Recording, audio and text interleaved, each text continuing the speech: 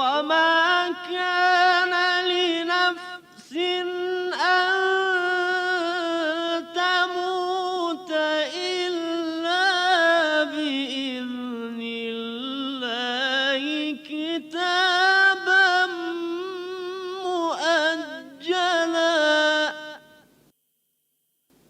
ومن يرد ثواب الدنيا نؤته منها ومن يرد ثواب الآخرة نؤته منها ومن يرد ثواب الدنيا نؤته منها ومن يرد ثواب الآخرة نؤته منها وسنجزي الشاكرين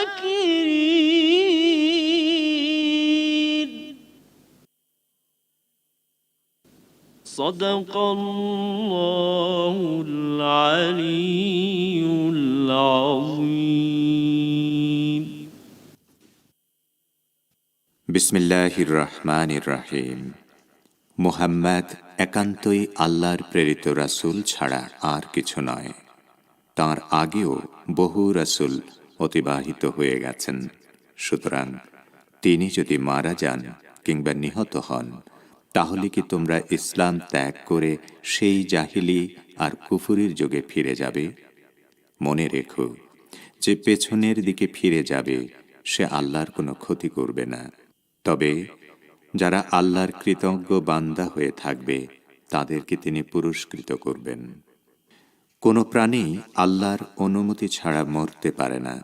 মৃত্যুর সময় তো নির্ধারিত আছে। যে ব্যক্তি দুনিয়াবি পুরস্কার লাভের আশায় কাজ করবে, আমি তাকে দুনিয়া থেকেই দেব। আর যে ব্যক্তি পরকালীন পুরস্কার লাভের আশায় কাজ করবে, সে পরকালের পুরস্কার পাবে এবং শুকরকারীদেরকে আমি অবশ্যই প্রতিদান দেব। সাদাকাল্লাহুল আলিয়্যুল আযীম। শ্রোতা বন্ধুরা, অর্থসহ পবিত্র কোরআনের তিলাওয়াত শুনলেন। আজ মঙ্গলবার 10 নভেম্বর 25 কার্তিক এবং ফার্সি 20 অবান। রেডিও তেহরানের সান্ধ্য অধিবেশনের বাংলা অনুষ্ঠানে আপনাদের সবাইকে স্বাগত জানাচ্ছি। আমি মোহাম্মদ আবু সাইদ। এই অনুষ্ঠান শুনতে পাচ্ছেন বাংলাদেশ ও ভারতে শর্টওয়েভ 49 মিটার ব্যান্ডে 6150 কিলোহার্টসে এবং সৌদি আরবে 31 মিটার ব্যান্ডে শর্টওয়েভ 9870 কিলোহার্টসে। ইন্টারনেটে আমাদের অনুষ্ঠান শুনতে এবং ওয়েবসাইট ভিজিট করতে লগ ইন করুন parstoday.com/bn। আমাদের কাছে ইমেল করার ঠিকানা radioteheran1982@gmail.com। এবারে আজকের অনুষ্ঠান সূচি জানিয়ে দিচ্ছি। শুরুতেই থাকছে যথারীতি বিশ্ব সংবাদ। এতে থাকবে ঢাকা ও কলকাতা থেকে আমাদের সংবাদদাতার পাঠানো দুটি রিপোর্ট। এরপর থাকবে সংবাদ বিশ্লেষণমূলক অনুষ্ঠান দৃষ্টিপাত। ইরানের পররাষ্ট্রমন্ত্রীর পাকিস্তান সফরের গুরুত্ব সম্পর্কে একটি সংবাদ ভাষ্য শুনতে পাবেন দৃষ্টিপাতের শুরুতেই। এদিকে বাংলাদেশে এবার পুরুষ নির্যাতন বিরোধী আইনের দাবি উঠেছে। এ সম্পর্কে বিস্তারিত জানাবেন ঢাকা থেকে আব্দুর রহমান খান। দৃষ্টিপাতের পর দর্পণে শুনবেন কারাবাখ যুদ্ধে বাইরের হস্তক্ষেপ। এরপর শুনবেন নিয়মিত পরিবেশনা কথাবার্তা। কথাবার্তার পর শুনতে পাবেন সাপ্তাহিক অনুষ্ঠান ইরানি পণ্য সামগ্রী। সব শেষে শুনতে পাবেন সংক্ষিপ্ত সংবাদ।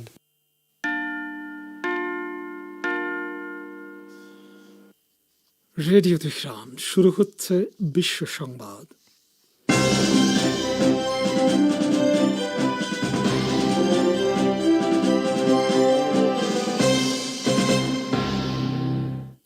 সংবাদ শিরোনাম।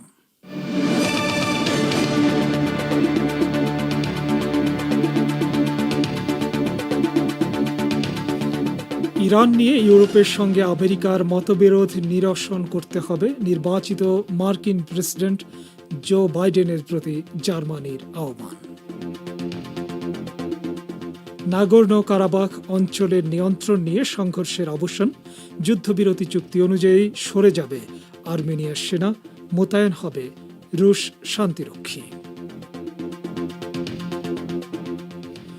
ভারতের বিহার রাজ্যের বিধানসভা নির্বাচনে বিজেপি নেতৃত্বাধীন এনডিএ জোট এগিয়ে, দেশটির সামরিক শক্তি বাড়ানোর আহ্বান সেনাপ্রধানের। এবং সন্ত্রাসবাদকে ইসলামের সঙ্গে জুড়ে দেয়া থেকে বিরত থাকুন, ফ্রান্সের প্রতি মিশরের গ্র্যান্ড মুফতি শেখ আহমদ আত-তাইয়েবের আহ্বান।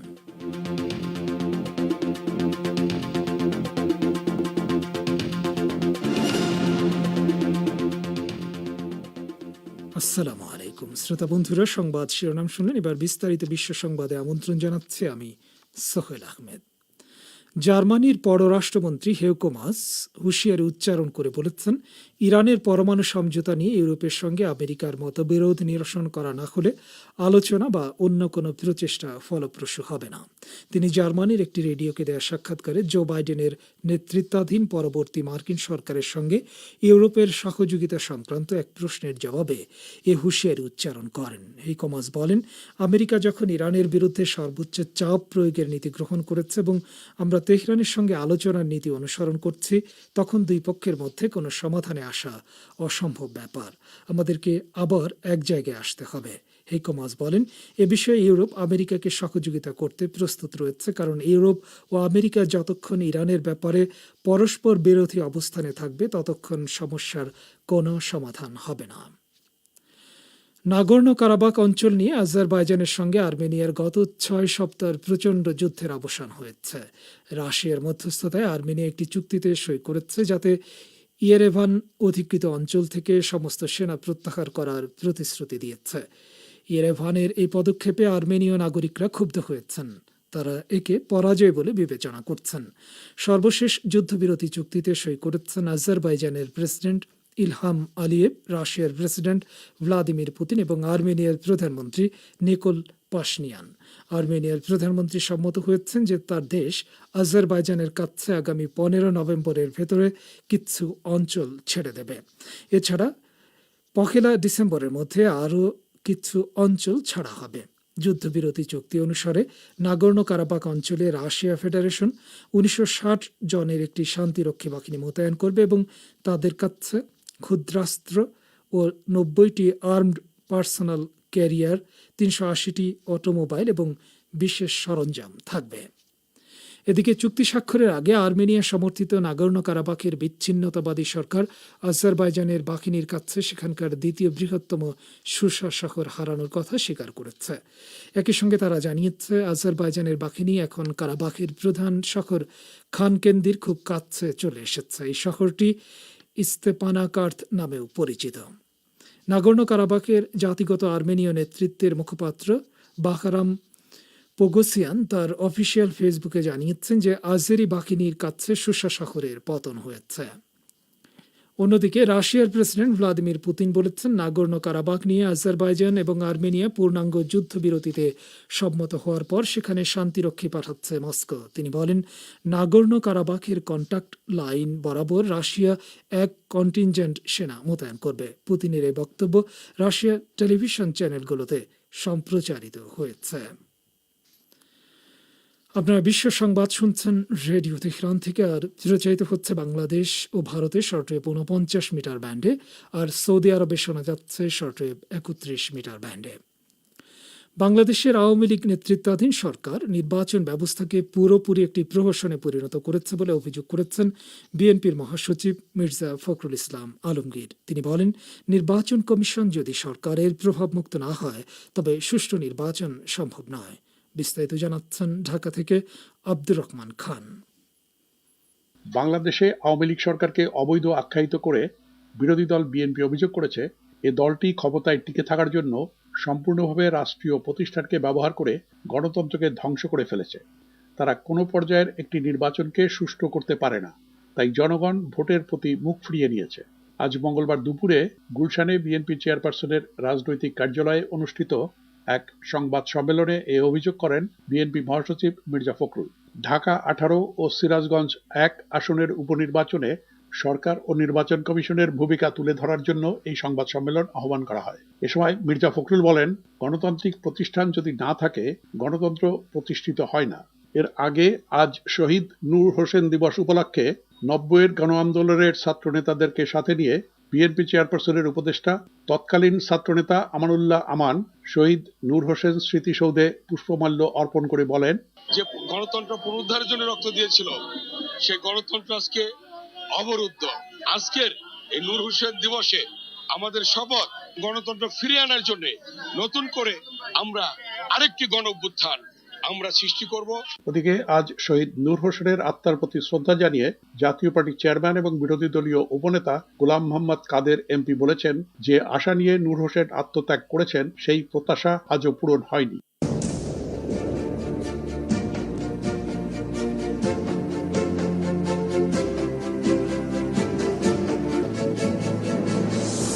রেডিও তেহরান, খবরের সঙ্গে 24 ঘন্টা। ভিজিট করুন আমাদের ওয়েব পেজ farstoday.com/bn।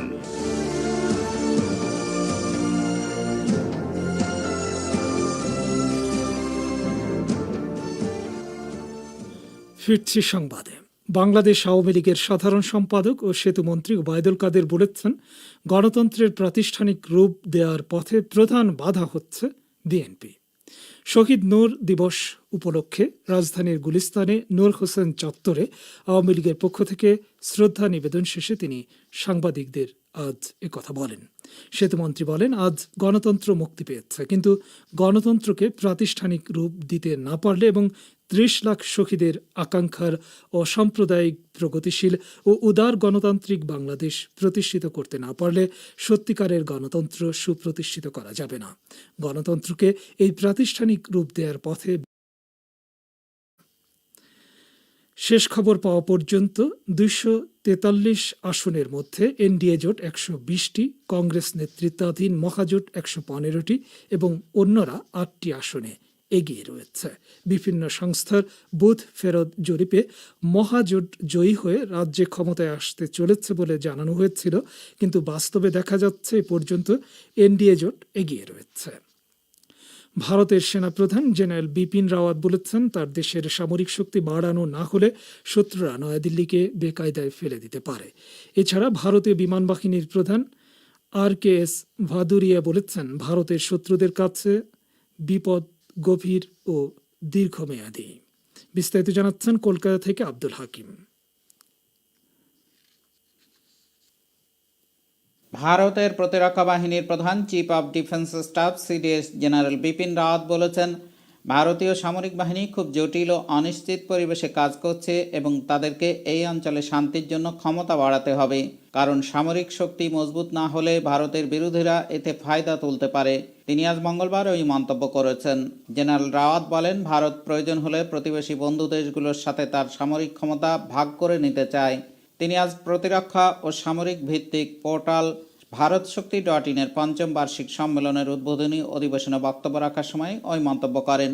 তিনি আরও বলেন, আমরা খুব জটিল, অনিশ্চিত এবং অস্থির পরিবেশে কাজ করছি। বিশ্বের প্রায় প্রতিটি অঞ্চলে একটি ছোট বড় যুদ্ধ চলছে। সুতরাং যদি আমাদের নিজেদের রক্ষা করতে হয়, আমাদের দেশকে, দেশের অখণ্ডতা এবং আমাদের মানুষদের রক্ষা করতে হয়, তাহলে শক্তিশালী সামরিক বাহিনী প্রয়োজন। জেনারেল রাওয়াত আরও বলেন, এই অঞ্চলে শান্তি ফিরিয়ে আনতে সামরিক বাহিনীর সক্ষমতার উন্নয়ন করতে হবে। আমাদের কাছে শক্তিশালী সামরিক বাহিনী না থাকলে বিরোধীরা তার সুবিধা নেবে। অন্যদিকে ভারতীয় বিমান বাহিনীর প্রধান RKS ভাদৌরিয়া বলেছেন, ভারতের বিরোধীদের কাছ থেকে বিপদ গভীর ও দীর্ঘমেয়াদী।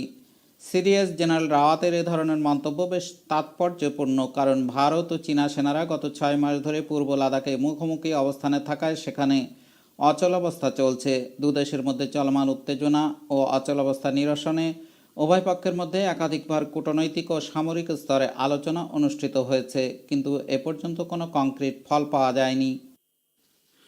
বলছিলেন কলকাতা থেকে আমাদের সংবাদদাতা। সন্ত্রাসবাদকে ইসলামের সঙ্গে জুড়ে দেওয়ার নীতি থেকে অবিলম্বে সরে আসার জন্য ফ্রান্সের প্রতি আহ্বান জানিয়েছেন মিশরের আল আজহার বিশ্ববিদ্যালয়ের গ্র্যান্ড মুফতি শেখ আহমদ আত্তাইয়েব। ফরাসি পররাষ্ট্রমন্ত্রী জা-ইভস লে দ্রিয়ান তার দেশের ইসলাম অবমাননাকর অবস্থানের কারণে বিশ্বব্যাপী সৃষ্ট উত্তেজনা প্রশমনের উদ্দেশ্যে মিশর সফরে গেলে এই আহ্বান জানান আল আজহারের গ্র্যান্ড মুফতি শেখ আহমদ আত্তায়েব বলেন, সন্ত্রাসবাদের সঙ্গে ইসলামের নাম জুড়ে দিলে বিশ্বব্যাপী মুসলমানদের অনুভূতিতে আঘাত হানা হয়, অথচ বাস্তবতার সঙ্গে এ ধরনের নামকরণের কোনো সম্পর্ক নেই। তিনি বলেন, ইসলামে সন্ত্রাসবাদের কোনো স্থান নেই। এ সময় মহানবী হজরত মুহাম্মদ সাল্লাল্লাহু আলাইহি ওয়াসাল্লামের অবমাননার বিষয়টি মানা যেতে পারে না বলে ফরাসি পররাষ্ট্রমন্ত্রীকে জানিয়ে দেন মিশরের গ্র্যান্ড মুফতি। ফ্রান্সের পররাষ্ট্রমন্ত্রীকে তিনি বলেন, আমাদের নবীকে অপমানের বিষয়টিকেও যদি আপনারা বাক স্বাধীনতা বলে বিবেচনা করেন, তাহলে আমরা এটিকে সম্পূর্ণ প্রত্যাখ্যান করি। ফিলিস্তিনি মুক্তি সংস্থা বা পিএলওর মহাসচিব ও সাবেক প্রধান আলোচক সাইব আরিকাত করোনায় আক্রান্ত হয়ে আজ মারা গেছেন। গত ৮ অক্টোবর তিনি করোনায় আক্রান্ত হন। এরপর নিজ বাসাতেই তার চিকিৎসা চলছিল, কিন্তু অবস্থার অবনতি হলে গত ১৮ অক্টোবর পশ্চিম তীরের জেরেকোর নিজ বাসা থেকে অ্যাম্বুলেন্সে করে বাইতুল মুকাদ্দাসের একটি হাসপাতালে নেওয়া হয় ৬৫ বছর বয়সী সাইব আরিকাতকে। শ্বাসকষ্টজনিত দীর্ঘস্থায়ী সমস্যার কারণে আরিকাতের স্বাস্থ্য পরিস্থিতি খুবই উদ্বেগজনক বলে এর আগেই জানানো হয়েছিল। কয়েক যুগ ধরে কূটনৈতিক কাজ করার কারণে আন্তর্জাতিক অঙ্গনে তিনি ছিলেন সুপরিচিত।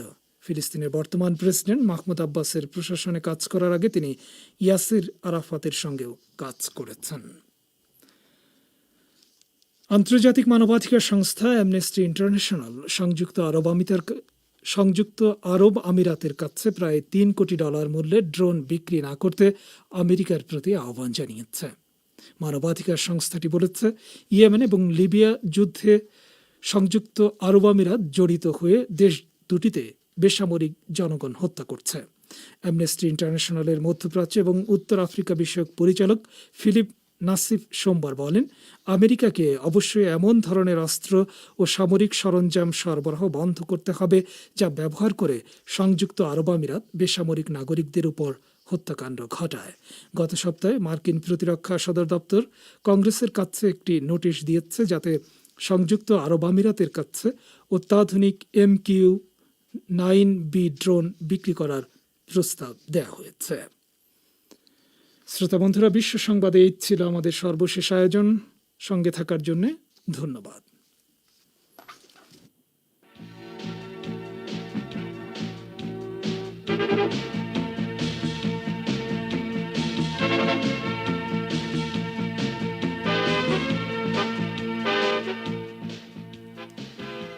বিশ্ব সংবাদ শুনলেন রেডিও তেহরান থেকে। অনুষ্ঠানের পর্যায়ে আপনাদের সঙ্গে যোগ দিচ্ছি আমি মোহাম্মদ আমির হোসেন। শ্রোতা বন্ধুরা, এবারে আমন্ত্রণ জানাচ্ছি সংবাদ ভাষ্য অনুষ্ঠান দৃষ্টিপাতে। ইরানের পররাষ্ট্রমন্ত্রী মোহাম্মদ জাওয়াদ জারিফ আজ ইসলামাবাদ সফরে যাওয়ার প্রাক্কালে এক টুইট বার্তায় বলেছেন, বিভিন্ন বিষয়ে দেশটির শীর্ষ কর্মকর্তাদের সঙ্গে তার বৈঠক হবে। এ সম্পর্কে এবারে শুনুন আমাদের ভাষ্যকারের একটি পর্যালোচনা। পড়ে শোনাচ্ছেন রেজওয়ান হোসেন। প্রতিবেশী দেশগুলোর সঙ্গে আর্থ-রাজনৈতিক ক্ষেত্রে সম্পর্ক বিস্তার করা ইরানের পররাষ্ট্রনীতিতে অগ্রাধিকার পেয়ে আসছে। প্রতিবেশী পাকিস্তানের সঙ্গে ইরানের নিরাপত্তা, অর্থনৈতিক, সাংস্কৃতিক ও ধর্মীয় ক্ষেত্রে অভিন্ন দৃষ্টিভঙ্গি বজায় রয়েছে। ইরানের পররাষ্ট্রমন্ত্রী মোহাম্মদ জাওয়াদ জারিফ আজ ইসলামাবাদ সফরে যাওয়ার প্রাক্কালে এক টুইটার বার্তায় বলেছেন, এই সফরকালে তিনি পাকিস্তানের পররাষ্ট্রমন্ত্রী শাহ মাহমুদ কোরেশি, সেনাপ্রধান জেনারেল বাজওয়া এবং প্রধানমন্ত্রী ইমরান খানের সঙ্গে দ্বিপক্ষীয় ও আঞ্চলিক নানা বিষয় নিয়ে মতবিনিময় করবেন। পর্যবেক্ষকরা বলছেন, কয়েকটি কারণে ইরান ও পাকিস্তানের মধ্যে সহযোগিতার বিষয়টি খুবই গুরুত্বপূর্ণ। ভৌগোলিক দিক দিয়ে দুটি দেশই গুরুত্বপূর্ণ অবস্থানে রয়েছে এবং বিভিন্ন ক্ষেত্রে দ্বিপক্ষীয় কিংবা বহুপক্ষীয় সহযোগিতা বিস্তারের সুযোগ রয়েছে। পাকিস্তান সহ 15টি দেশ ইরানের প্রতিবেশী। কোনোটির সঙ্গে ভূমি, আবার কোনোটির সঙ্গে সমুদ্র সীমানা রয়েছে ইরানের। এ অঞ্চলে অভিন্ন হুমকি মোকাবেলা ও নিরাপত্তা রক্ষার ক্ষেত্রেও ইরান ও পাকিস্তানের মধ্যে সহযোগিতার বিশেষ গুরুত্ব রয়েছে। দুদেশের সীমান্তে কয়েকটি সন্ত্রাসী গ্রুপ খুবই তৎপর। সন্ত্রাসীদের হামলায় প্রায়ই ইরানের সীমান্তরক্ষী নিহতের ঘটনা ঘটছে। সন্ত্রাসীরা ইরান, পাকিস্তান সহ সমগ্র এই অঞ্চলের নিরাপত্তাকে টার্গেট করেছে। কিন্তু ইরান সরকার বিশ্বাস করে, বাইরের কোনো দেশের সহযোগিতা ছাড়াই প্রতিবেশী দেশগুলোর সহযোগিতায় এ অঞ্চলে নিরাপত্তা প্রতিষ্ঠা করা সম্ভব এবং যৌথ নিরাপত্তা ব্যবস্থা দীর্ঘমেয়াদে অর্থনৈতিক সহযোগিতা গড়ে তোলার সুযোগ এনে দেবে, যা কিনা এ অঞ্চলের জনগণের অভিন্ন স্বার্থ রক্ষা করবে। এ অঞ্চলে নিরাপত্তা ও স্থিতিশীলতা প্রতিষ্ঠা এবং অভিন্ন হুমকি মোকাবেলায় নিজেদের সামর্থ্যকে কাজে লাগানোর জন্য ইরানের পররাষ্ট্রমন্ত্রীর পাকিস্তান সফর খুবই গুরুত্বপূর্ণ। কিন্তু এক্ষেত্রে বড় বাধা যুক্তরাষ্ট্র। যুক্তরাষ্ট্র এ অঞ্চলের দেশগুলোকে খণ্ডবিখণ্ড করার পাশাপাশি আইএস ও আল কায়েদার মতো সন্ত্রাসী গোষ্ঠী গড়ে তুলেছে এবং এ অঞ্চলে নিরাপত্তাহীনতা সৃষ্টিতে তাদেরকে ব্যবহার করছে। আমেরিকার এই নীতির সরাসরি প্রভাব পড়েছে ইরাক ও আফগানিস্তানে, যেখানে সন্ত্রাসবাদের বিস্তার ঘটেছে। এ অঞ্চলের অন্য দেশও এটা উপলব্ধি করতে পেরেছে যে তারাও হুমকির মুখে রয়েছে, তাই ইরানের পররাষ্ট্রমন্ত্রীর এই সফর গুরুত্বপূর্ণ হয়ে উঠেছে।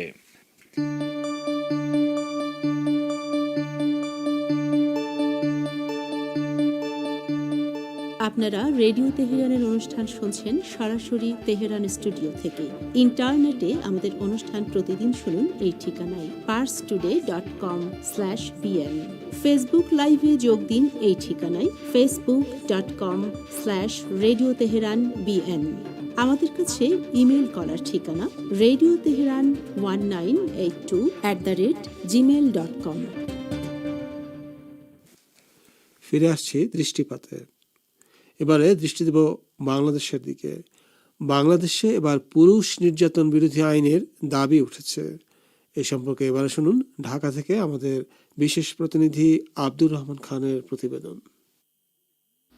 বাংলাদেশে এবার পুরুষ নির্যাতন বিরোধী আইনের দাবি উঠেছে, আর এই দাবিটি তুলেছে বাংলাদেশ পুরুষ অধিকার ফাউন্ডেশন বা বাংলাদেশ মেন্স রাইটস ফাউন্ডেশন নামের সরকার নিবন্ধিত একটি সামাজিক সংগঠন।